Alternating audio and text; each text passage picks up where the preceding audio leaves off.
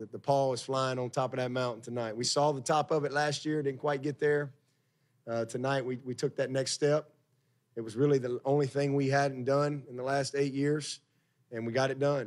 You take Deshaun and give him a hug and say something to him on the stage. What did you say to him, and how many more ways can you describe what he's meant to this program? I said, I love you.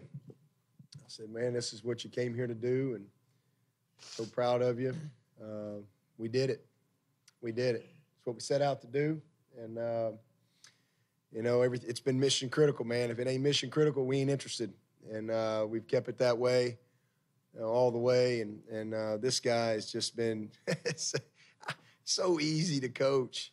He's so easy to coach. Loves to be coached. Loves the grind of it. And at the end of the day, we left no doubt tonight. You know, we wanted to play Alabama because now y'all got to change your stories. You got to change the narrative. Y'all got to mix it up. You know, the guy that called us a fraud, ask Alabama for a fraud. Was his name Colin Coward? Ask him, I don't never met him, don't know him. Ask him if we're Alabama for a fraud. Ask Ohio State if we're a fraud. Ask Oklahoma if we're a fraud. The only fraud is that guy because he didn't do his homework. I hope y'all print that. Take our next question from here in the middle on the aisle. Congratulations. You know, you're talking just now, you know, a little bit of the, you know, people doubted us card. At the same time, you know, I think there's a difference between that and it sounds like you did expect to be here. Is that a fair sentiment that you kind of expected to be here? There was no upset tonight. It's the last thing I told him when we left the locker room. I said, when we win the game tonight, I don't want to hear one word about this being an upset. The only upset's going to be if we don't win the dadgum game. I don't want to hear one word about it. This is an expectation. The last thing I told him. We expected to win the game. We expected to win it last year. When we take the field, we expect to win because we work our tails off, and we got a committed group of people, staff, players, everybody. And, you know, with this game right here, we beat the last 7 national champions, all of them this year. I don't know who tweeted that out, but I appreciate that little nugget. We beat the last 7 national champs, we beat this season.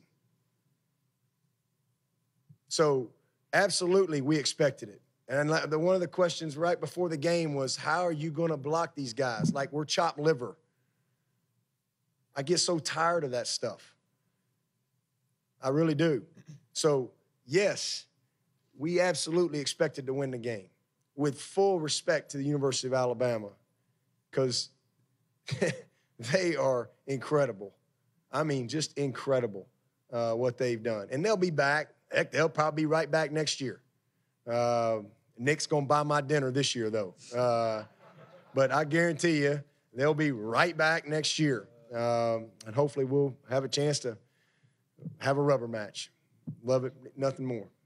Take our next question from the back left on the aisle. Mike Griffith from SEC Country. Somebody asked me the other day what my favorite sequel was.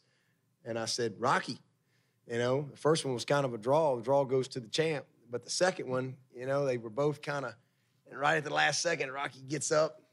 And that's kind of how it was tonight. Today. Dabo, what can you just take us through the last 5 minutes? I mean, as you're watching it on the sidelines, what's going through your mind, especially on the last drive, the last scoring drive?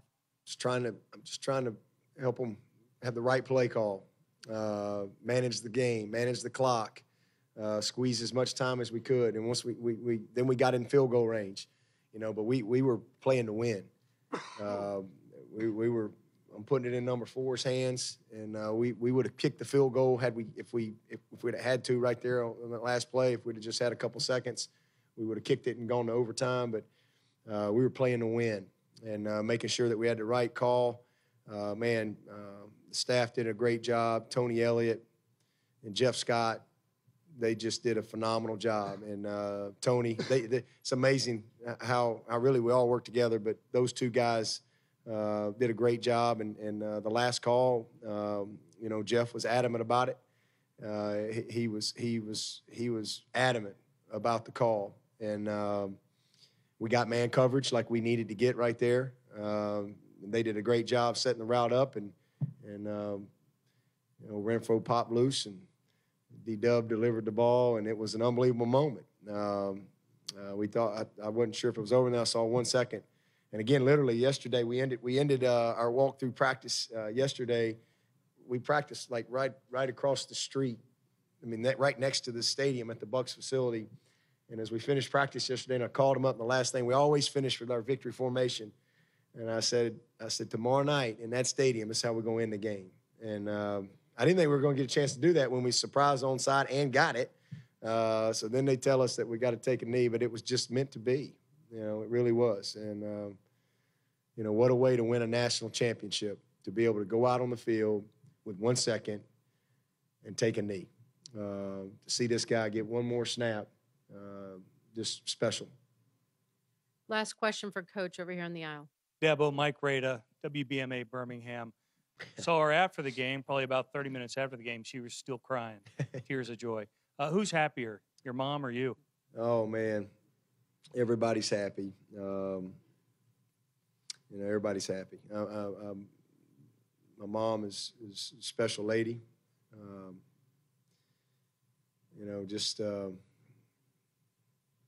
She's 70-ish. And I'm just so happy and thankful that she got this moment. And even though my dad's not here with us right now, I know he's here. And I know he's he is going crazy up in heaven right now, I promise you. It's just incredible. But I'm happy for our fans. They deserved it. I know that our fan base deserved it. I'm happy for our board, President Clements, Dan Radakovich. And two people I'm especially happy for is Terry Don Phillips, because 8.5 years ago, he gave me the opportunity to lead this program and let me do it my way. Let me do it the way I felt like we needed to do it, and trusted me with that, and then handed the baton to Dan Radakovich, and Dan has just been amazing to work with. He helped us kind of take it to the next level, and I'm so thankful for that. And then my wife, Kathleen, she's been with me forever. When I didn't have a car, she didn't care. And when I was living at a friend's house, she didn't care. And she was always there. And we've been married 23 years. She was a part of me and encouraged me to believe in myself, to walk on at Alabama. And she was there when I got the job. She was there when Coach Stallings hired me full-time. She was there when we won the national championship. She's been there every step of the way, and I'm not here without her. She's just been a rock for me. And I'm so thankful for my wife, my 3 boys. For them to have this moment is surreal. My son, Will, my oldest son, is a senior, and he's been keeping the touch chart on me, on the sideline for me his whole life. And this was his last game as a Clemson Tiger, fan. He's actually going to come play for us next year. Going to be a slot. Going to come hopefully help out old Renfrow right here. And then for Drew, my middle son, he's a junior. He's kept the first, second, third down run pass chart for me. And then my man Clay, who was born in Clemson. For those 3 boys to have the opportunity to share a moment like this, I can't describe that. I really can't. I cannot describe it. And I wish Coach Stallings had been here. I know he's watching. I talked to him yesterday. Oh, man, I can't wait to talk to Coach Stallings. But his grandson's on the team. Kevin Turner's son's on the team. Lemansky Hall's here. So many Alabama, Clemson connections. Guys that I won the national championship with. And to do it again is something that I didn't know if it would ever happen. Been working since 1993 to get back. And we got it done tonight. So it's just special. But I wish I could hug Coach Stallings' neck, too, because I wouldn't be here without him, and can't wait to talk to him.